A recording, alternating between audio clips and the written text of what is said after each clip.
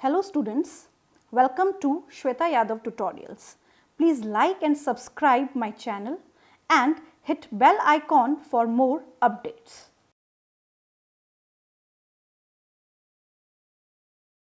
In this video we will discuss about Hardy-Weinberg law.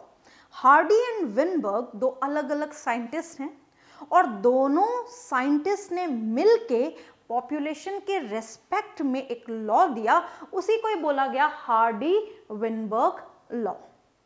अभी जो Hardy-Weinberg law है, इसको प्रपोज क्यों किया गया, इसको क्यों समझाया गया?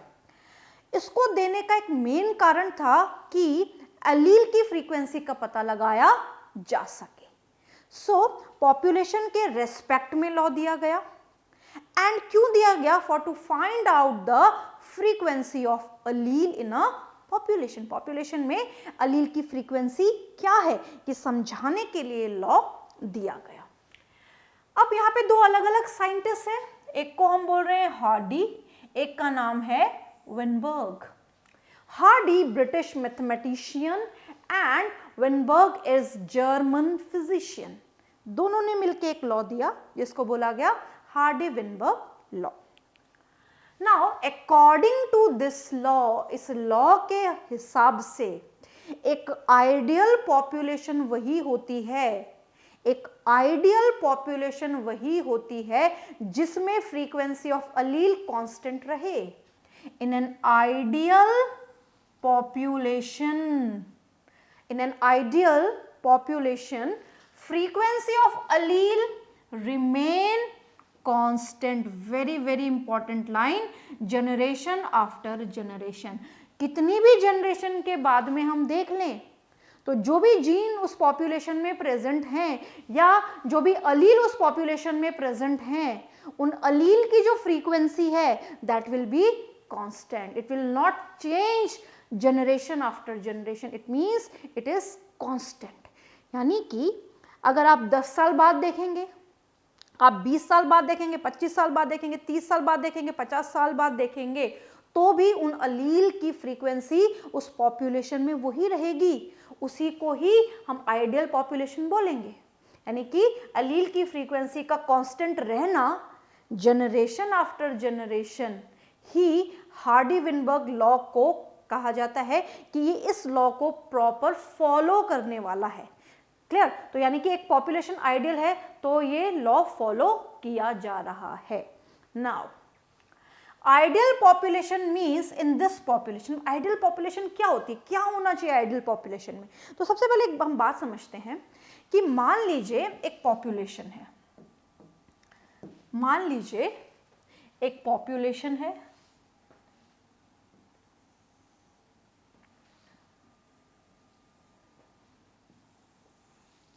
इस पॉपुलेशन में इंडिविजुअल्स हैं,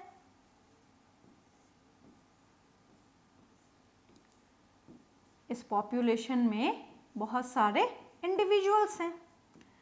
अब इन इंडिविजुअल का जीनोटाइप भी है कोई पर्टिकुलर, हम जीनोटाइप लिख लेते हैं. तो मान लीजिए इसका जीनोटाइप है कैपिटल ए, इसका है स्मॉल ए, इसका है कैपिटल ए. क्लियर? इसका फिर से कैपिटल ए, इसका फिर से कैपिटल ए और इसका हम बोल रहे हैं फिर से capital A small A. Clear? तो इस पर्टिकुलर पॉपुलेशन में जितने भी इंडिविजुअल हैं उनका हमने जीनोटाइप लिख लिया. अब हम ये क्या कह रहे हैं कि आइडियल पॉपुलेशन में जो फ्रीक्वेंसी ऑफ अलील है वो कांस्टेंट है जनरेशन आफ्टर जनरेशन. तो यहां पे हम क्या देख रहे हैं, पहले हम कैपिटल ए की फ्रीक्वेंसी देखते हैं. तो कैपिटल ए 1 2 3 4 5 6, 1 2 3 4 5 6, तो 6 अपॉन 1 2 3 4 5 6 7 8 9 10 अपॉन 10. तो ए की फ्रीक्वेंसी कितनी हो गई? 0.6. स्मॉल ए की फ्रीक्वेंसी 4/10 इज इक्वल टू 0.4.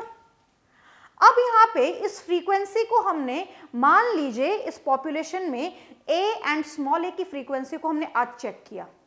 आज चेक करने के बाद हमने 5 साल बाद चेक किया. तो हम यहाँ क्या देखेंगे, आफ्टर 5 years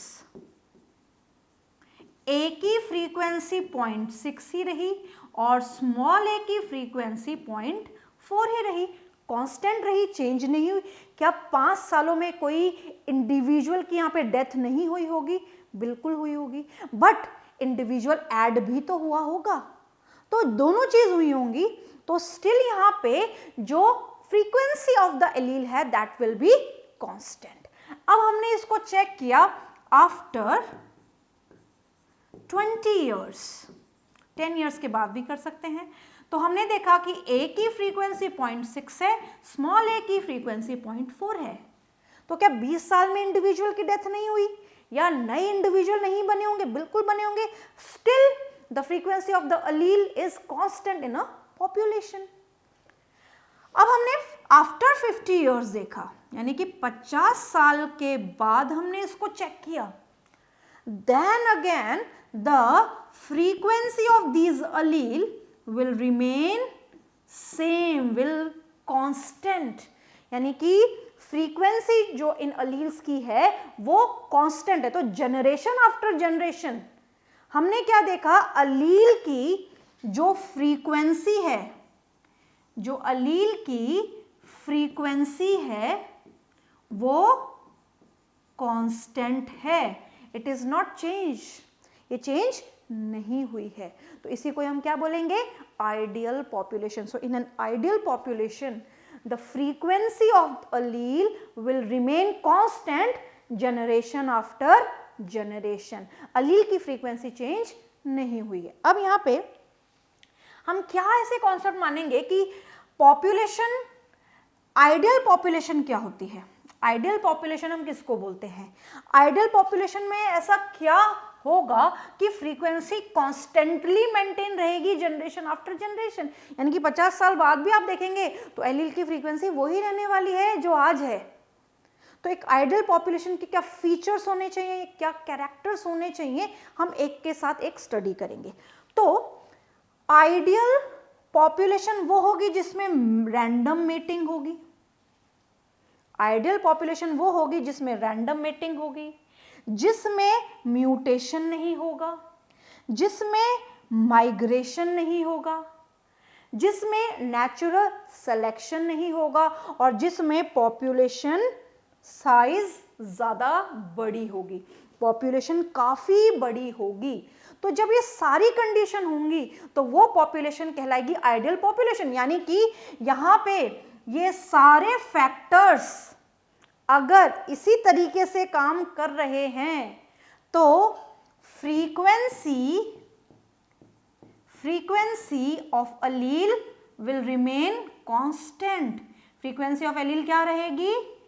कांस्टेंट रहेगी अगर ये इसी तरीके से काम करते रहे सारे फैक्टर्स। रैंडम मेटिंग होगी, म्यूटेशन नहीं होगा, माइग्रेशन नहीं होगा, नेचुरल सिलेक्शन नहीं होगा, पॉपुलेशन साइज बड़ी होगी। अब एक एक को समझते हैं। रैंडम मेटिंग अकर, रैंडम मेटिंग अकर का मतलब क्या है? तो रैंडम मेटिंग का मतलब है, मान लीजिए ये पॉपुलेशन है और इस पॉपुलेशन में जितने भी इंडिविजुअल हैं वो इंडिविजुअल कोई भी किसी से भी मेटिंग कर सकता है, कोई टर्म एंड कंडीशन अप्लाई नहीं है। मान लीजिए यहां पे हम इंडिविजुअल बना लेते हैं,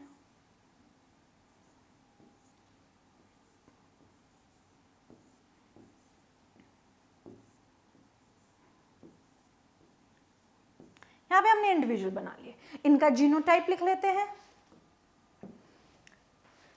इनका जीनोटाइप है capital A, capital A, capital A, small A, capital A, small A again, capital A, capital A, small A, small A. इन सबका जीनोटाइप हमने लिख लिया। अब हम क्या कह रहे हैं कि यहाँ पे रैंडम मेटिंग हो रही है। रैंडम मेटिंग का मतलब क्या है?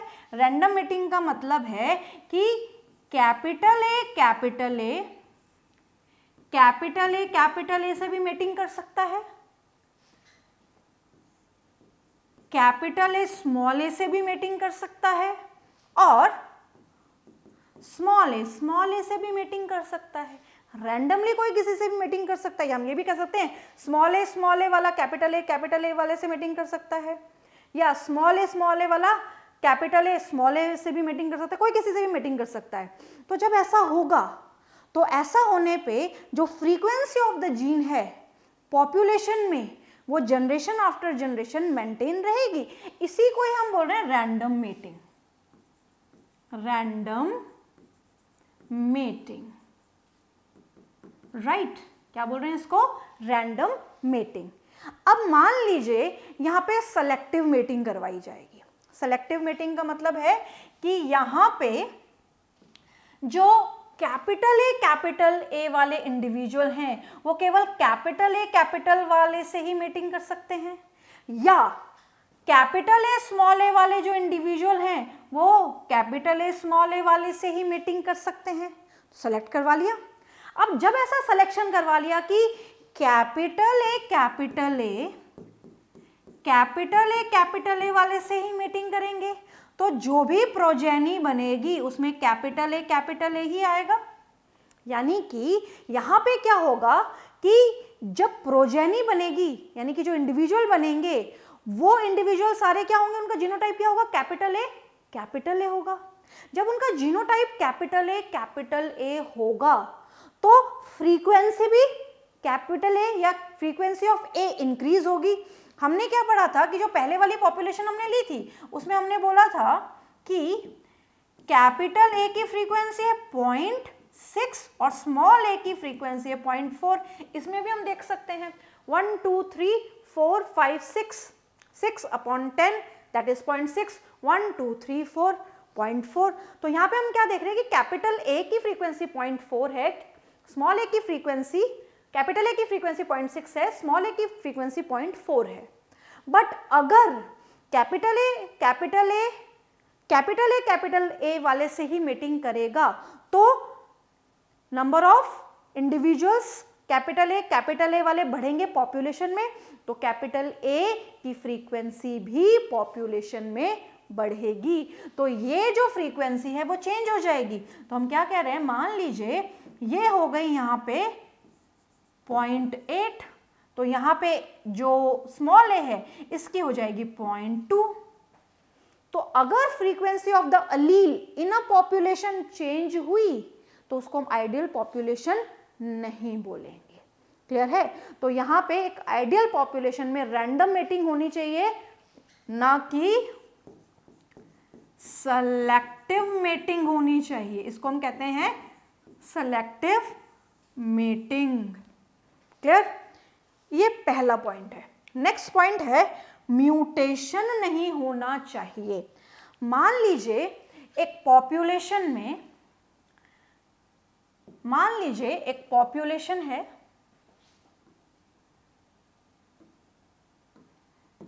एक पॉपुलेशन है, बार बार एक ही एग्जाम्पल से हम इसको समझ रहे हैं, सेम है, ये एक पॉपुलेशन है,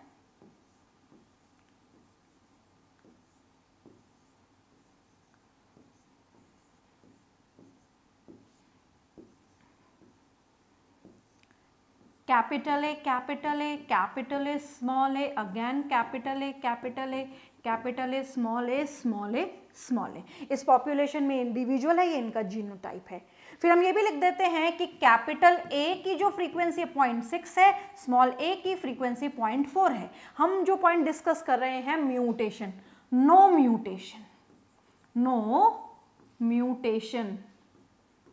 म्यूटेशन नहीं होना चाहिए पॉपुलेशन में। मान लीजिए पॉपुलेशन में म्यूटेशन हो जाता है, तो जब पॉपुलेशन में म्यूटेशन हो जाता है तो जब हम बोलते हैं कि म्यूटेशन हुआ है, तो एक अलील में जब म्यूटेशन होता है तो एक नई अलील बनती है। जैसे हमने पढ़ा था कि वाइल्ड अलील जो होती है, या जो अलील नॉर्मली डोमिनेंट अलील है उसमें म्यूटेशन आने से रेसेसिव अलील बनती है, मॉडिफाइड अलील बनती है। तो वाइल्ड अलील से मॉडिफाइड अलील बनती है, तो एक नई अलील आ गई पॉपुलेशन में। तो मान लीजिए यहां पे एक नई अलील आ गई A1। कौन सी आ गई? एक नई अलील A1। तो इस A1 की जो फ्रीक्वेंसी है, इस A1 की जो फ्रीक्वेंसी मान लीजिए 0.3 है, इस A1 की जो फ्रीक्वेंसी है वो 0.3 है। तो मान लीजिए हम ये कह रहे हैं कि A1 आ गई यहाँ पे। तो जब A1 आ गई तो हम ये कह रहे हैं, फॉर एग्जाम्पल अज्यूम कर रहे हैं कि जो ए की फ्रीक्वेंसी है वो 0.6 से चेंज होके 0.4 हो गई, A1 की 0.3 है और स्मॉल a की भी 0.3 हो गई। यानी कि यहां पे जो भी एग्जिस्टिंग अलील थे, कौन कौन से थे? ये दोनों, ये एग्जिस्टिंग अलील थे। ऑलरेडी जो अलील प्रेजेंट थे, इन एग्जिस्टिंग अलील्स की फ्रीक्वेंसी बदली। क्यों बदली? यहां पे एक नया अलील आया, न्यू अलील के आने से। और न्यू अलील क्यों आई? म्यूटेशन से। तो जब नए अलील के आने से पुराने अलील की फ्रीक्वेंसी बदल जाए, नए अलील के आने से पुराने अलील की फ्रीक्वेंसी बदल जाए, तो भी क्या होगा? जो फ्रीक्वेंसी ऑफ द अलील है वो कांस्टेंट नहीं होगा, क्योंकि कांस्टेंट की कंडीशन तो ये है, कांस्टेंट की कंडीशन तो ये वाली है। अब ये कांस्टेंट नहीं रहे, क्योंकि एक तो नई अलील आ गई, उसके आने से उसने अपना नंबर दिखाया, उसने अपना नंबर इंक्रीज किया, नंबर इंक्रीज किया तो उसकी फ्रीक्वेंसी भी बढ़ी, फ्रीक्वेंसी बढ़ी तो ऑलरेडी जो एग्जिस्टेड अलील थी उनकी फ्रीक्वेंसी बदली। बदलने से कांस्टेंट वाली सिचुएशन खत्म हो गई। तो यानी कि अगर एक पॉपुलेशन को आइडियल बनना है तो उसमें म्यूटेशन नहीं होना चाहिए। या तो म्यूटेशन होने से क्या हो जाता है? नई अलील आ जाती हैं और frequency of the allele will not remain constant, right. Next situation हम पढ़ रहे हैं, माइग्रेशन नहीं होना चाहिए, राइट। क्या नहीं होना चाहिए? माइग्रेशन नहीं होना चाहिए। किसी भी पॉपुलेशन में इंडिविजुअल का माइग्रेशन नहीं होना चाहिए। अब मान लीजिए ये पॉपुलेशन है और इस पॉपुलेशन में जो कैपिटल ए स्मॉल ए वाले इंडिविजुअल हैं ये माइग्रेट कर गए, माइग्रेशन हुआ, और जब इनका माइग्रेशन हुआ तो इनके नंबर कम हुए, तो नंबर कम हुए तो फ्रीक्वेंसी कम हो गई, और फ्रीक्वेंसी कम होते ही क्या होगा? फ्रीक्वेंसी कांस्टेंट नहीं रहेगी।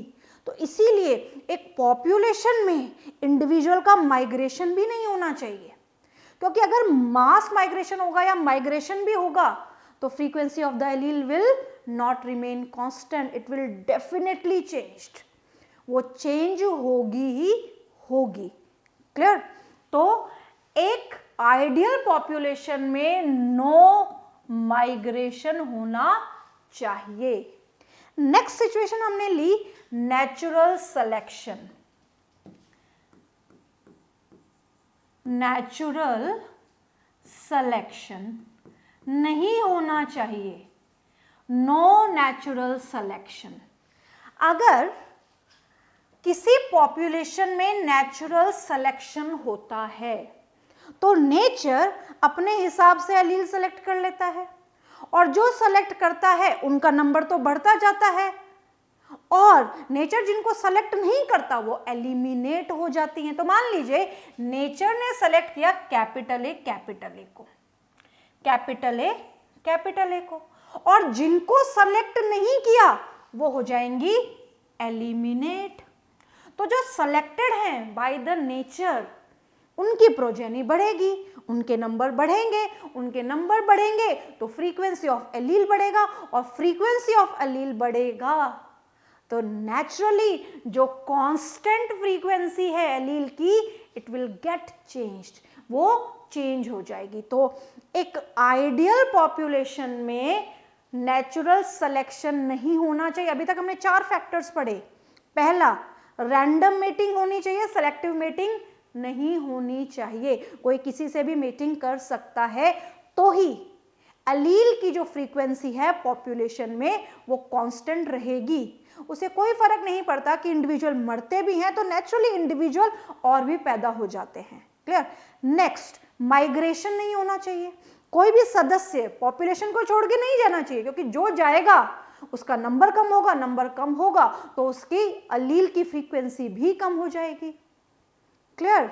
म्यूटेशन नहीं होना चाहिए, क्योंकि म्यूटेशन के होते ही एक नया एलील आ जाता है पॉपुलेशन में, और जैसे नया एलील आ जाता है तो वो पुराने एलील की फ्रीक्वेंसी को बदलेगा ही बदलेगा। तो फिर से frequency of the allele constant नहीं रह पाएगी। नेचुरल सिलेक्शन नहीं होना चाहिए। अगर नेचुरल सिलेक्शन हो गया तो नेचर ने जो सेलेक्ट किया तो नेचर तो उनके नंबर बढ़ाता रहेगा, उनकी फ्रीक्वेंसी भी बढ़ती जाएगी। बट जिनको नेचर ने सेलेक्ट नहीं किया वो एलिमिनेट हो जाएंगे, और जो एलिमिनेट हो गए तो नेचुरली वो अपनी फ्रीक्वेंसी मेंटेन कहां से करेंगे, तो जो कांस्टेंट सिचुएशन है वो फिर से डिस्टर्ब हो जाएगी। And last one, population size is large. Population size बड़ा होना चाहिए।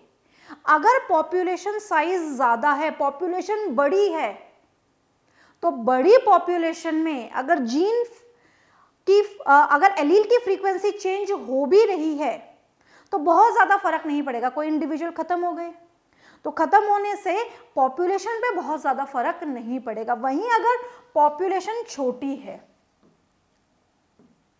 वहीं अगर पॉपुलेशन छोटी, मान लीजिए छोटी पॉपुलेशन है और इसमें कम इंडिविजुअल्स है, छोटी पॉपुलेशन है, कम इंडिविजुअल है, तो कम इंडिविजुअल में अगर यहाँ पे एक की भी फ्रीक्वेंसी बदली, यहाँ पे एक पर्टिकुलर जीन की फ्रीक्वेंसी भी बदली, या यहाँ पे एक सदस्य भी एलिमिनेट हुआ, खत्म हो गया, मर गया, तो उससे पूरी की पूरी पॉपुलेशन में जितने भी जीन्स होंगे उनकी फ्रीक्वेंसी, या जितने भी अलील्स होंगे उनकी जो फ्रीक्वेंसी है वो चेंज हो जाएगी। तो अलील की फ्रीक्वेंसी चेंज हो जाती है जब पॉपुलेशन छोटी होती है। बड़ी पॉपुलेशन में बहुत ज्यादा फर्क नहीं पड़ता क्योंकि पॉपुलेशन बड़ी है, जितने खत्म हो रहे हैं उतने डेवलप भी हो रहे हैं, उतने नए पैदा भी हो रहे हैं, इसलिए पॉपुलेशन साइज बड़ी होनी चाहिए। सो पॉपुलेशन, आइडियल पॉपुलेशन कौन सी होती है? रैंडम मेटिंग होनी चाहिए, म्यूटेशन नहीं होना चाहिए, माइग्रेशन नहीं होना चाहिए, नेचुरल सिलेक्शन नहीं होना चाहिए, और पॉपुलेशन साइज स्मॉल नहीं होनी चाहिए, लार्ज होनी चाहिए। क्लियर? नाउ कुछ ऐसे फैक्टर्स हैं जो हार्डी-विनबर्ग लॉ को इफेक्ट करते हैं। ये सारे फैक्टर्स ऐसे थे जो हार्डी-विनबर्ग लॉ को सपोर्ट कर रहे थे, बट कुछ ऐसे फैक्टर्स भी हैं जो क्या कर रहे हैं? Factors affecting Hardy-Weinberg law. Opposite factors है। सेलेक्टिव मेटिंग होनी चाहिए, यानी कि सेलेक्टिव मेटिंग होनी नहीं चाहिए, हो गई है। कैपिटल ए के साथ ही मीटिंग कर रहा है तो कैपिटल ए अलील की फ्रीक्वेंसी बढ़ेगी, राइट? तो सेलेक्टिव मेटिंग नहीं होनी चाहिए। म्यूटेशन हो गया, सेलेक्टिव मेटिंग हो गई, तो सेलेक्टिव मेटिंग होते ही, म्यूटेशन होते ही जो कांस्टेंट फ्रीक्वेंसी वाला क्राइटेरिया है वो सेट नहीं हो पाएगा, इट विल 100% चेंज, वो चेंज होगा ही होगा। यानी कि जो फैक्टर हमने पढ़े हैं उनसे सारे उल्टे होने चाहिए। उन्होंने कहा कि हार्डी-विनबर्ग लॉ को अगर सपोर्ट करना है तो एक आइडियल पॉपुलेशन में एलील की फ्रीक्वेंसी को कांस्टेंट जनरेशन आफ्टर जनरेशन रखने के लिए रैंडम मेटिंग होनी चाहिए। बट ये तो फैक्टर है जो उससे उल्टे काम कर रहे हैं, तो यहाँ पे सेलेक्टिव मेटिंग हो गई। वहां पे कह रहे थे कि माइग्रेशन या म्यूटेशन नहीं होना चाहिए, यहाँ पे म्यूटेशन हो रहा है, माइग्रेशन हो रहा है, नेचुरल सिलेक्शन हो रहा है, और जेनेटिक ड्रिफ्ट भी हो रही है। What is genetic drift? Drift का मतलब है चेंज होना, सडनली रैंडमली जीन फ्रीक्वेंसी का चेंज होना in a population. So sudden change in a gene frequency due to any reason, कुछ भी हो सकता है, इनमें से भी कोई भी रीजन हो सकता है।